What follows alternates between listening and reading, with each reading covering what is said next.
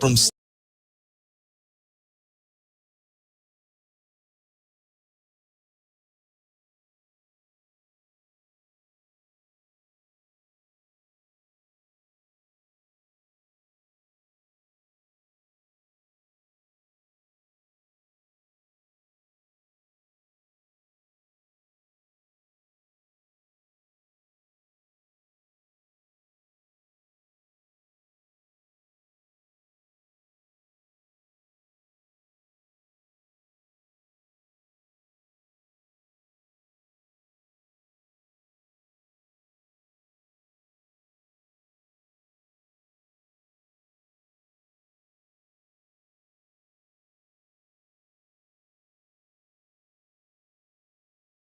news.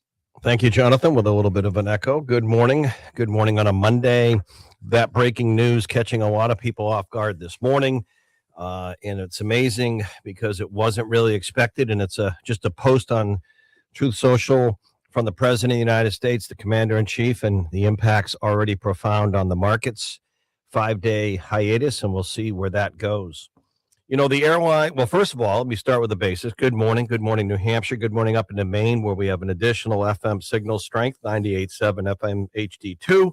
Good morning, Lakes region. Good morning, Central Corridor. Good morning, the region. Good morning, worldwide. Hey, Alexa. Hey, Google. Play the pulse of an H. Jack Heath, J-Dog on the boards. We have a great newsmaker right out of the gate. And there's, as you know, over the weekend, there's been a lot of news happening in and around our airports with our major U.S. carriers. Very crowded, long wait lines because of the TSA mess. The agents not getting paid. You've heard me talk about this for weeks. I can't believe how irresponsible Congress is being. It's dangerous. TSA agents providing some security this morning per the president and the administration at the airports.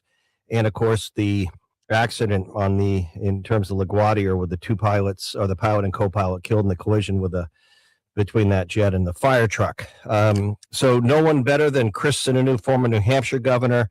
He's the CEO of what I call the American Airlines, the major U.S. carriers. What's that, J-Dog? Okay. The U.S. carriers, and he joins us live representing the major U.S. airlines, and they've spoken out on the situation at the airports, but there's news coming out of the weekend, and former Governor Chris Sununu, head of the airlines. Good morning. Thank you. Hey, good morning, Jack. Yeah, first out of the gate, as long as you can get to the gate. Yeah. You can get through TSA and make it to the gate, you can be the first out. But airlines are doing great. It's just the airports are struggling, and God bless all those, we call them the TSOs, like those men and women wearing blue. They've been doing a phenomenal job, but going on 6 weeks here, the pressure is just building. They haven't had a paycheck in a long, long time, and that pressure builds. And so, we heard this story yesterday. ICE agents are going to be in, I think it's about 14 or 15 different locations around the country where we really saw some hot spots, if you will, where not just 2 hour waits, but like 4 or 5 hour waits, and it was getting pretty rough out there. So they're trying to put additional manpower where it can help the customers. And as the flights are leaving, they're taking off. They're not being canceled. The airlines themselves are doing great. It's just this silly holdup in Washington, all the political battle happening in Washington that's now holding the whole system back. You and some of your CEOs have talked about the strain on the overall air system. It came to a crescendo this weekend with spring breakers coming back from Florida. I saw some horrendous videos, 5-hour waits. But on the TSA agents providing security support at about 14 or 15 airports, is that something you're supportive of? You mean in terms of with the ICE agents coming in? Yeah. I'm sorry. Any additional manpower is I mean, right? The ICE agents, the additional security. Yeah. Any additional manpower is welcomed and terrific. They can't do any of the specialized stuff, and so much what the TSA agents do is specialized. So these folks will just be kind of manning the exit doors, helping with some crowd control and things of that nature, some customer service, if you will, making sure everyone gets directed to the right line, which allows those other agents to be, with the real training, to be behind the machine. So any manpower that you can add there is going to help. But again, it's all because these guys in D.C. aren't doing their job. Yeah. I'm in Washington, D.C. this morning. There's some word that even I think Senator Kennedy last night over the weekend said, look, let's just get the TSA agents funded. We can deal with the other stuff later. And so that might be loosening some branches, as they say, right? Getting some people talking. So there's some hope that maybe something could be done later this week so we don't have to be in this situation. But we're also looking down the road. Like, this is the second time in 6 months this has happened, Jack. Right. Is it going to happen again? So there's an opportunity here to kind of put a permanent fix on this if Congress will do it. There's a bill out there that just says, hey, if the government shuts down and you're making people come to work in the airspace, you got to pay them. It's like, it's really that simple. So if they're willing to do that, then maybe we can get out of this fix for good. But in the meantime, we definitely have another week or two, I think, of some rough going getting in and out of the airports. And so, well, you kind of answered where I wanted to go. I want to ask if you think there's going to be any legislative break in the action this week and an ongoing solution, because it's at least the second time TSA agents have been screwed over, not getting paid. And it just irks me that members of Congress during this fiasco are getting paid.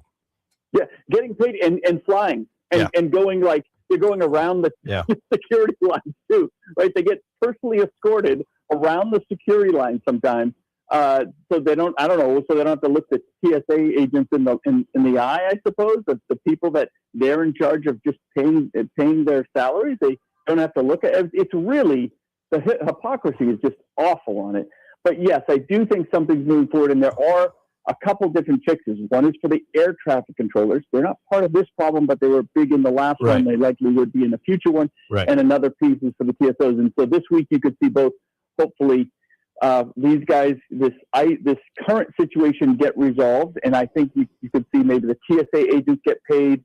Maybe the ICE stuff gets put off to a reconciliation package a few weeks away.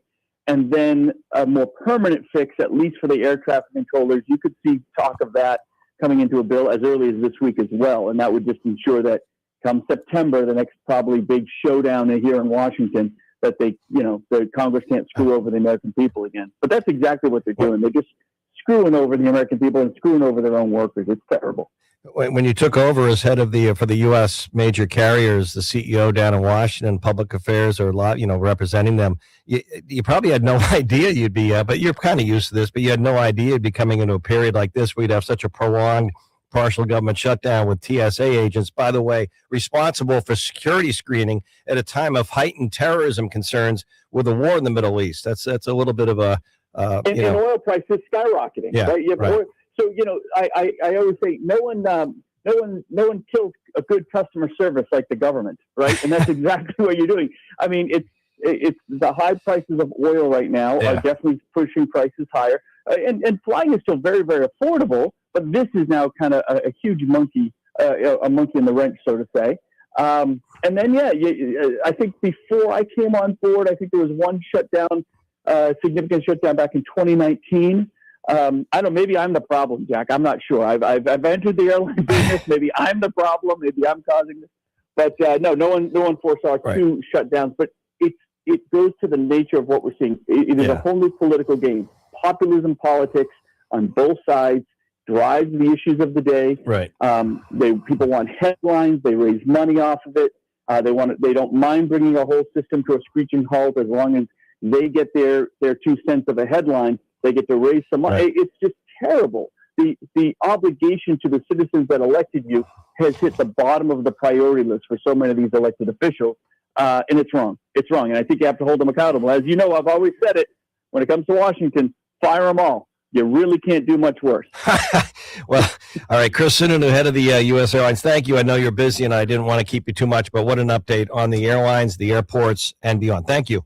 You bet. Thank you, buddy. All right. So what is happening in Congress? What is happening? There's a lot happening this morning. We do have breaking news at news this morning before we went on here that President Trump has put out a social media post that basically saying the talks are getting more productive between whoever the Iranian officials are, whatever's left of that, who's speaking for them, and the U.S. In Israel, I would presume, on things like the U.S. not carrying out a major attack on Iran's major utility infrastructure, delaying that for 5 days, or any other infrastructure strikes as the talks continue. I presume, my presumption, if this is real, what I'm saying is if you can trust the Iranian whoever's in charge there, is imagine the assurances are going to include safe passages for all vessels in the Strait of Hormuz, no more attacks from Iranian surface to air missiles or drones into other countries in the region, and a stand down. Or I would, it's hard to imagine what we would agree to at this point other than those things. And then how do you verify and keep whatever's left governing Iran to abide by this if the 5 days come and go and they reach an agreement that Tehran verifies, not just us, and because they are a terrorist regime, so you're negotiating with terrorists. That's one of my concerns. But how do we assure that 3 months from now, whatever's left of the Iranian military, they don't fire a missile at a tanker coming through the strait? So, but anyway, the market's reacting well this morning, and that was big news, breaking news, that there could be a 5-day break in the action in the war in Iran, as talks and the president saying they're productive. So I will see where this goes. In our poll question up on X this morning at the Pulse of an H, we'll give you the results from Friday. It has to do with, in part, with my interview with Chris Sununu, representing the major U.S. airlines a moment ago. Do you support ICE agents at about 14 or 15 airports this morning that have had the longest lines for additional security? Yes or no? J-Dog, results from Friday. Do you support any boots on the ground in Iran? 88.9% saying no, 11.1% saying yes. Thank you, J-Dog. Some surprises in the March Madness. I don't know much about all the brackets, and I do know Florida had a pretty good year last year, and they were upset. I guess it was Iowa, J-Dog? Was that right? Let's not talk about that. And, hey, coming up at the 10 o'clock hour this morning, I'm introducing you to the new football coach, who's very well thought of at New England College. Also, we're going to hear from the market side of things, Doug Tengden on the economic front, Brad Card on deck, Neil Levesque, Institute of Politics, St. Anselm College, one of our political analysts and all-stars. They have a poll, a local poll, coming out tonight on things like we were just talking about, all of the above, including the partial government shutdown, not paying TSA agents. We're going to hear from Neil and a whole lot more. Hey, Alexa, hey, Google, play the Pulse of an H. Jack Heath, J-Dog on the boards. We are back in a moment. Hey, we have a new weekly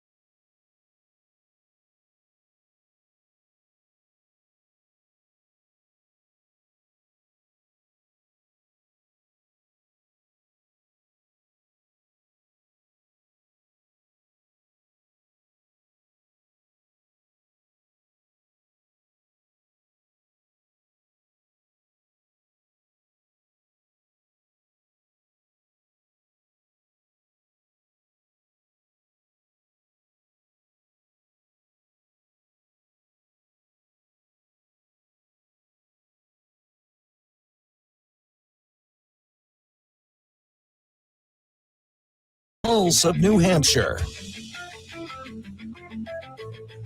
All right, we are back on a very busy Monday morning. Hope you had a good weekend. Mostly rain in the southern tier, a little bit of heavy, wet snow in the central north. But we are, believe it or not, it is spring, so just keep telling yourself that. Breaking news, Brad Card, co-host of Contact Politics and our political, one of our analysts and all-stars and co-host. Brad, Contact Politics, we have a new one for you tomorrow afternoon. Brad, breaking news, obviously, the president, commander-in-chief, announcing a five-day hiatus, possibly in the war with Iran, based on talks. We'll see. The president's delaying that 48-hour deadline with bombing Iran's basically the main part of the utility for power. So maybe a break in the action. Markets reacting positively. And we just had Chris Sununu, someone you know well, who's head of the major U.S. air carriers. And we're talking about the strain at the airport. TSA agents not getting paid, and ICE agents showing up at about 14 or 15 airports that had the longest lines, the biggest airports for supportive security, something Mr. Sununu said the airlines in general were supportive of. Brad, I don't know where to begin. I'll let you take it away. Well, first off, let's begin. I think breaking news. I think it's somebody's birthday, if I'm not mistaken. J-Dog just had his birthday last week. I think it's yours, buddy. And Bobby Orr just had his. Thank you, Brad. And Bobby Orr just had his. Yeah. And also, I just want to give a shout out to the Champagne family, Ray Champagne. Oh, yeah. From Manchester, outstanding superstar hockey player in his day, and truly a legend in hockey, but just an all-around great guy. When I was moving out of New Hampshire, I lived with him for 2 months, and just a great guy. And my condolences go to his family. He's a wonderful guy, Ray 81 years Champagne. old, I believe he was, and just an outstanding individual and a great hockey guy, and a guy who really helped a lot of youth in this town, in Manchester, the city of Manchester. Just a wonderful guy. Anyway, you know what? I know you loved him. I know he was a legendary figure in Manchester, and I always remember you loved him, and you'd say affectionately, you'd tell me and imitate his voice message on his phone. This is Ray Champagne. Leave a message at the sound of the tone of the beep. Leave a message after the tone of the beat. That's what he would say. And he played hockey. He played hockey, but every day up until whatever. All right, Brad. Chris Sununu indicating Senator Kennedy in Washington could be a break in the action in Congress in terms of getting, paying TSA agents. Are you hearing that or not? No. Look at Republicans in the House. They want to come to a resolution on this,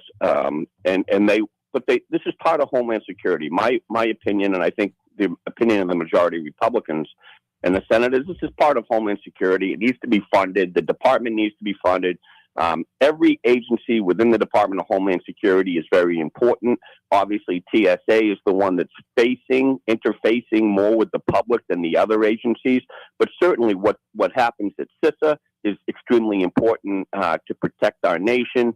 What happens at the Coast Guard and the great work that the Coast Guard does is very important. This is a Department of Homeland Security problem, and it's a congressional problem that they created. Democrats created this problem. Again, they should have been smart enough to take a political win. They got a change in the Secretary of Homeland Security. They got body cameras. They've got movement on the warrants, according to what Mark Wayne Mullins' testimony was before the United States Senate. They should have been smart enough to take a political win and move on, but they're not. And who's getting penalized are people who are trying to travel around this country. So I put this clearly on Chuck Schumer's lap, and people have to, if they don't believe me, they should go back and look. I know, Brad. ICE is already paid, and that's why ICE is going to show up and help TSA, because they're already being paid. I know, Brad. You've been steadfast and consistent on this. You and I have been preaching to the choir. Clearly, as a Democrat, partial government shutdown over Homeland Security, the concerns over ICE, and part of that meant that TSA would not be getting paid in Coast Guard. And yet, your alma mater, Neil Levesque's coming on next. Not him being where you went to college, but St. Anselm College Institute of Politics. They have a poll coming out tonight. And even on this TSA matter that I've been so outspoken of, blasting, including our own members of Congress here, come on, use your head. This is a heightened terrorism. It's dangerous not to pay the people responsible for security screening at the airports. Neil Levesque is indicating in this poll out tonight that most people still blame Republicans and Trump for everything, including the the TSA situation, which is remarkable to me. But don't forget, Donald Trump's not tremendously popular in New Hampshire, and sometimes there is a level of Trump derangement syndrome, as he calls it. I don't think I fall into that, and I've been very critical of the president on many things. But I'm sure that bias also influences results of this poll. But look, this is a clear, in my opinion, it's very simple. Open up. They have a new Homeland Security secretary that's about to be confirmed. They helped force out the Secretary of Homeland Security, and that's a big deal. And they should take a win on that, a political win, and give the new secretary a chance to work with him. He was very open Mark Wayne Mullen was very open during his confirmation hearing that he will work with Democrats, and he will actually visit places with Senate Democrats who have concerns of how Department of Homeland Security is doing their job. And he's even talked about doing warrants where warrants are not legally necessary. But he's expanded this a lot, and Democrats are still choosing this game because they think they're right. They are playing to their hard left base, and it's unfortunate because clearly travelers right now are paying the price. Oh, it's terrible, Brad. I wouldn't travel this week. That's terrible. Brad, speaking of the new Homeland Security or the Senator Mullins, will he get confirmed today? I believe he's going to be confirmed today. I think they have the votes, and it looks like he's going to be confirmed, which is a good thing. And hopefully, look, he's done an awful lot to reach over to Democrats, to talk to Democrats about their concerns about the Department of Homeland Security. And I've worked with Senator Mark Wayne Mullen a lot and know him pretty well. He's a stand-up guy. Yeah. Yes, he can push the envelope, but I'll tell you, he is a reasonable guy to work with. And Democrats need to give him a chance to get into that agency and fix it, because I agree. I think what Kristi Noem did at the department was not great, and I called for her to be removed after the disaster, her disastrous response, in my opinion, to how she responded to the shootings in Minnesota. So look, I am not drinking the Trump Kool-Aid on any of this. I think this is just a practical reality that there's a new Homeland Security Secretary coming in, and they need to give him a chance to work with him. Interesting. But that's interesting. All right, Brad Card, a lot to go over. Make it a good Monday. Brad Card, live out of Washington. Thank you, Brad. When we come back, we'll talk about that poll, Institute of Politics, St. Anselm College. Hey, Alexa, hey, Google. Play the Pulse of an H. Jack Heath, J-Dog on the boards. Back in a moment. 107.7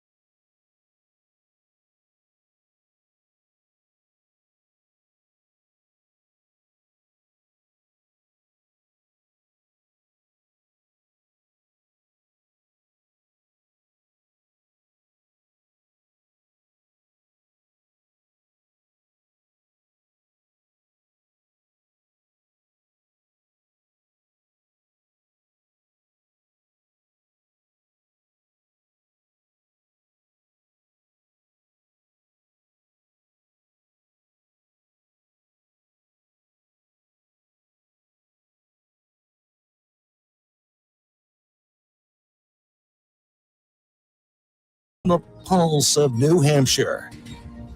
All right, a lot going on this Monday morning. With what's been happening in the Middle East, the war with Iran, with U.S. and Israel and Iranian, remaining military capabilities, concerns over the Strait of Hormuz, the global economy, the uncertainties. Big news this morning, breaking before we went on, right before, not much, right about a little before 9 o'clock. President Trump putting out on Truth Social. There could be, it looks like a 5-day break in the action in the Middle East in terms of any more bombings from the U.S. on strategic like power, utility, infrastructure sites, because talks between the Iranian officials and the U.S. seem to be productive. And the president over the weekend had put a pretty, all in capitals, a 48-hour deadline with whoever's running the show in Tehran or Iran to comply with our demands, or they're going to bomb the biggest utility capabilities that the Iranians have, which would put a lot of things in the dark over there, as you can imagine. And I don't know if the remnants of Iranian leadership are caving or feeling the wear and tear or wanting to avoid further damage, but obviously things are happening to the point of the U.S. talking about a 5-day break. And that's big news this morning. The other major news coming out of the airlines out of the weekend really has to be all about the airlines and the crowded nature, not just this accident at LaGuardia between a jet and a fire truck on the runway, taking the life of the pilot and co-pilot. That was an Air Canada Express plane. Really, the lines with spring breakers in particular, but some of these lines at airports, I don't know if you saw some of the images or the videos on social media. It was out of Miami to Washington. It was amazing to see, like 4 or 5 hours. These lines were literally throughout the terminal and out the door. People are not enjoying it. Who would? I frankly would rent a car and drive. I wouldn't even deal with this crap.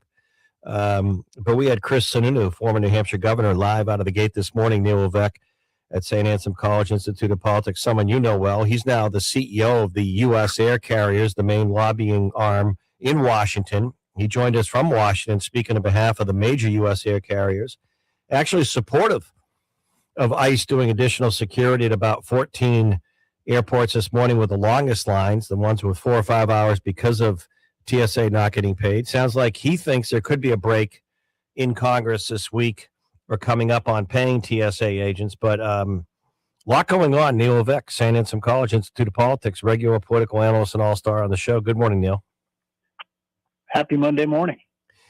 I don't know where to begin. That's a lot to update you on, but let's talk about public opinion here at home. I understand you're going to have a pretty big, sizable poll out later on today or this evening, looking at things, just about everything I just talked about, from partial government shutdowns on who people blame to President Donald Trump. He's not running in the midterms, but indirectly he is. How he's standing in New Hampshire or not, and some of the midterm races.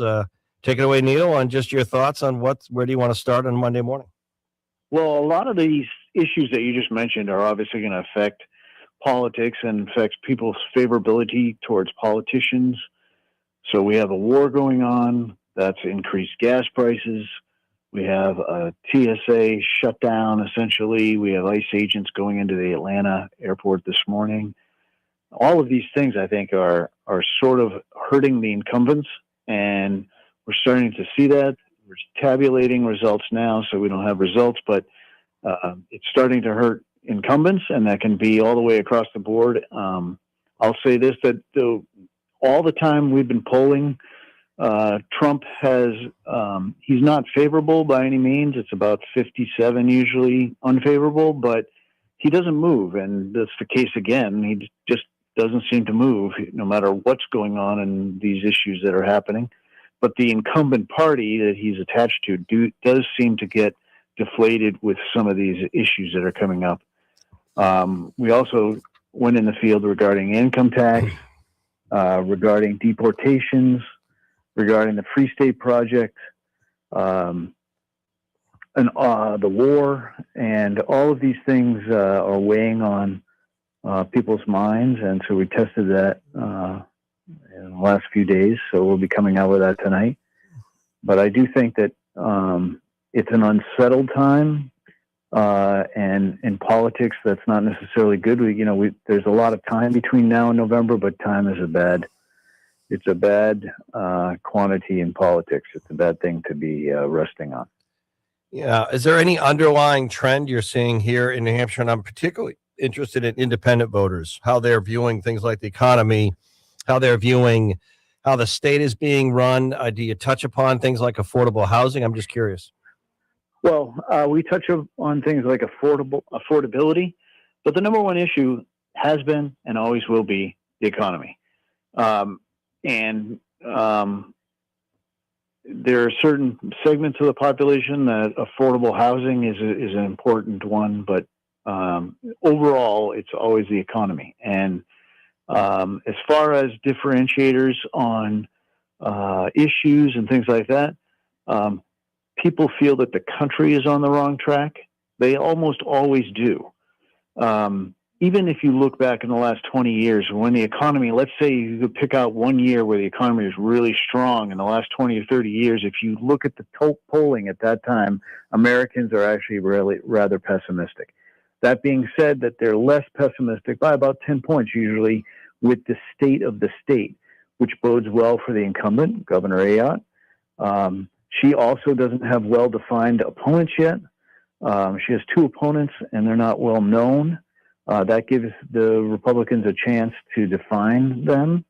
That's good news for her. And also the emergence of issues like the income tax. And if you test the income tax in New Hampshire, it is not necessarily a favorable issue for candidates to run on. Yeah, interesting. It's interesting because Andrew Walensky, who's former executive counselor, I guess he's run before, but he's not a candidate now. He's not running for governor as a Democrat. He's not a legislator. He's not a state senator. He comes out at the State House and proposes his $1 billion, 3% statewide tax, income tax, and sales tax, whatever, property taxes. And you know me, you don't, what a sham. If you believe that that's going to lower any taxes, I have some really nice oceanfront property for you in Columbus, Ohio. But my point is, he's passionate about it. He has been for a long time. Andrew Walensky on Claremont and our public funding formulas. But since he's done that, it's sort of made the income tax a viable discussion going into the midterms and all these races, state house races, gubernatorial races. And that's something I think some powers to be in the Democrat Party want to run away from, like, it's on fire. Well, if you test those issues, first and foremost, not only do you have to figure out if the issue is popular amongst the electorate, you have to figure out if it's popular amongst the party that may, or people in the party that may be proposing it. And I think what we're starting to see is that it's not even popular in the party that potentially the people would be proposing it from. So it's not a winner and hasn't been since about the 1950s in New Hampshire. Right. That being said, I think if I could defend Mr. Walensky, who fought the Claremont lawsuit, he was the actual lawyer to do it. He knows a lot about this subject. He would say, would you support it if it would lower your property taxes? But that's a big if. A major thing that Republicans and you, as you just mentioned, would say that there's no correlation there, that it doesn't last, and there's no place in the United States where that's ever happened. That being said, that's the way they pitched that tax. So we did not. We tested it as, do you support a New Hampshire income tax?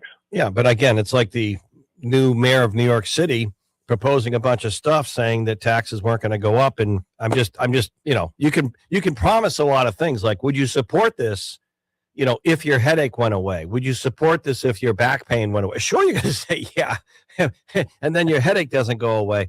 No, and all you got to do right now is point to every state around us and the high property taxes, double-digit increases in places like Vermont and Boston, Massachusetts. And I just point this out. Oh, I laugh at this one. They will have taxes so much in Mass that they not only have they have two income taxes, not one, two.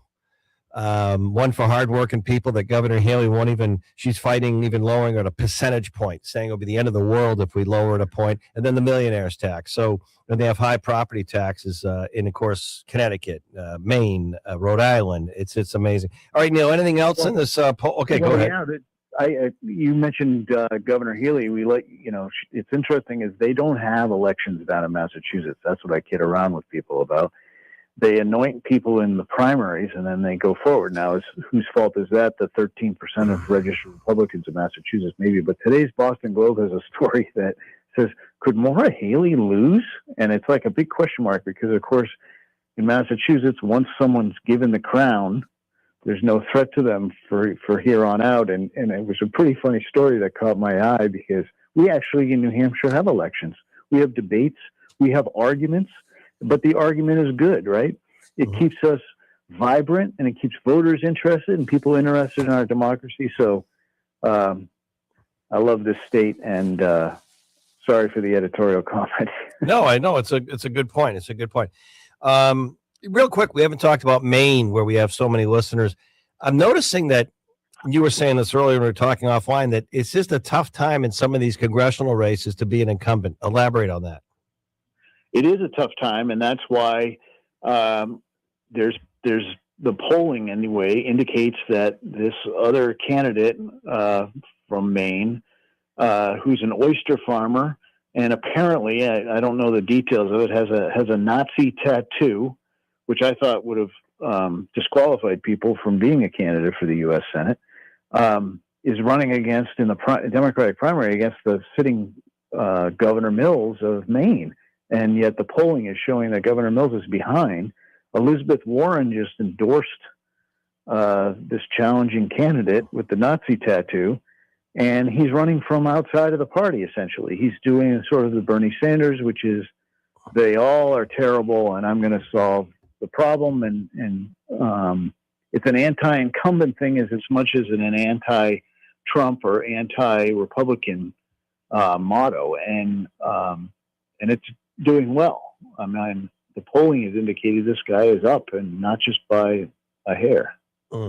Interesting. All right, Neil Levesque, Institute of Politics on a St. Anselm College on a busy Monday. Well, more on President Trump's social media posting this morning that may be putting a pause on for 5 days on some of the strategic military strikes in Iran, and we're going to come back with that. Plus, Doug Tengden, World Market Advisors, will talk about the impacts of the war with Iran in terms of the economy and energy and a whole lot more. Markets are reacting, as you can imagine, fairly positively this morning to President Trump's post on a 5-day hiatus as agreement or talks for an agreement with the Iranian officials, whoever's left, whoever's calling the shots. And that's something we really don't know. I don't think we know. Whether it's the son of the Ayatollah who was injured or a military commander, we don't really know. But we'll come back with Doug. Hey, Alexa, hey, Google, play the Pulse of an Age. Back in a moment. This is the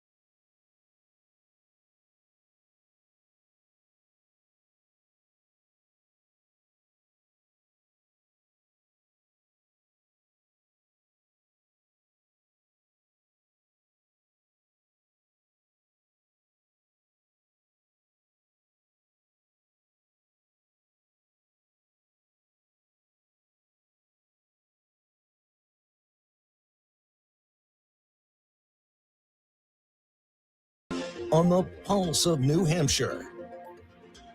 All right, we are back on a busy Monday, and again, I did not expect that social media post. What a time we live in. What a time we live in. Doug Tangden, World Market Advisors. It's just bizarre, isn't it? People, just a side note, Doug, good morning. Good morning, Jack. It's a side note. People run for president, and they do a post on social media that they're running versus the big press conference. The president, commander-in-chief, war in Iran, and a social media post this morning that the talks are going well. There could be some agreement that's meaningful. So a 5-day hiatus on infrastructure, utility, or any other infrastructure strikes during this period on social media. It's just kind of bizarre. A war in the Middle East and a social media post. Yeah, and on of course, social media platform that he created, by the way. He I know. didn't like the one that I know. other Good people point. were managing, so he created it. This was it's amazing. And this was one that the markets were looking at the weekend, where the president going into the weekend put a 48-hour, all caps on his social media post, 48-hour warning to Tehran and Iran to say, look, comply in what we want, or we're going to bomb the biggest utility and power you have over there. That's on hold. How are the markets reacting, Doug? Well, the markets are obviously reacting quite positively towards the prospects of a cessation of hostilities. I hesitate to call this a war, Jack, because we've been bombing Iran for what, 2 weeks now? Oh, no, more than 2 weeks. Okay, 3 weeks. Excuse me. A 3-week war in my world. You know, I grew up as you did during the Vietnam era, and even the Gulf War was a war that had a national debate behind it and had significant buildup and execution. So this is a conflict that's expending ordnance and go ahead. Sorry. Well, no, it's on the historical front. If you want to kind of get down to it, I mean, you and I still look at and fascinated by the history of World War II, and that was six plus years. Yeah. You mentioned Vietnam and the escalation, which really was several presidents. War in Iraq, our situation in Afghanistan, but the one that, my late dad, who passed when I was young as a Marine, they called the Korean War a Korean conflict. It is different, but war's war. And when you have troops, well, we don't have boots on the ground, but troops are, we've lost 13 service members and we're dropping serious stuff. So it's not a peace exercise, but I understand what you're saying. I understand. Yeah. But Doug, what do we have to look for? And how quickly could we move beyond this despite the cost? If there's a meaningful agreement, let's just say hypothetically in the next week or so, is a meaningful agreement and we start to de-escalate bombings, daily bombings, and our presence there. I'm sure we're going to leave some presence in the Strait of Hormuz or in nearby, Great Britain and nearby airfields, but maybe Saudi Arabia. I don't know. How quickly could the economy or the markets move beyond this if things start to wind down? Oh, I think they can move quite quickly. The market has shown itself quite adaptive. I mean, in terms of keeping an eye on things, you want to watch the price of oil. The price of oil is what everything is keying off of. That's what's got the Fed a little bit spooked. Like if the price of oil bleeds into the inflation data, maybe we have to think about a hike. That's what Austin Goolsbee said. And by the way, he's an honest broker. He's going to tell you what he thinks. He's not shading for the politics. And then other folks are saying, we don't think inflation is going to be significant. And for the record, I don't think inflation is going to be significant.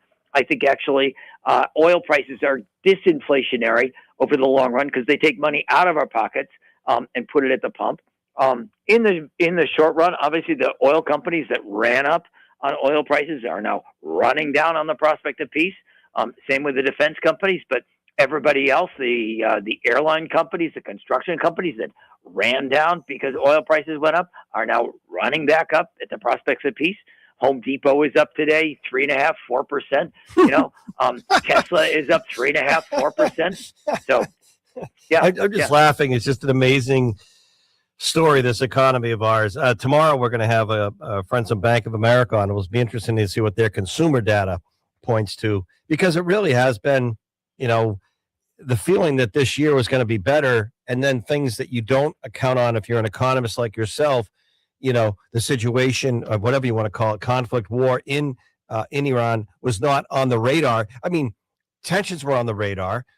We were having talks in Oman, but we weren't bombing. And those things weren't factored into the economy. But it's going to be interesting to see where we come out of this in terms of cost of things. And everything still seems pretty darn expensive to me.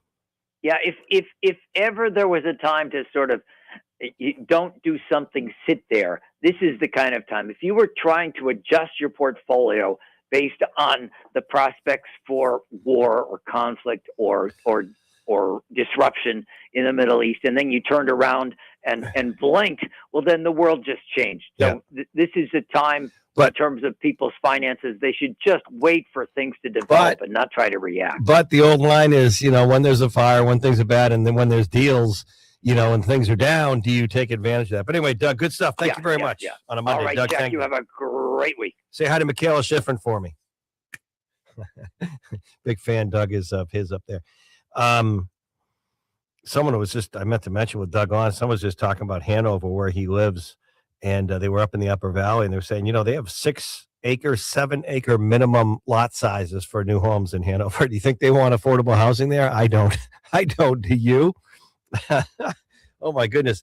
And good luck to someone working at the hospital up at Dartmouth, making, even 90 to 120 grand a year. So like an imaging technician wanting to live in Hanover. Good luck with 6 or 7 acre minimum lots. Probably the average home price in Hanover is closer to 2 million than 1 million. I mean, these real estate prices are really remarkable. But with all that said, we'll hear soon from our friends at Procon. They are showing real solutions in affordable housing here in the Granite State in places like Somersworth. They're on to phase 2 of those brand new nice apartments in Somersworth. If you want to know if you can apply or not can apply, if you qualify, go look up Overlook. I think it's Green Street or Green Avenue. Overlook in Somersworth, phase 2.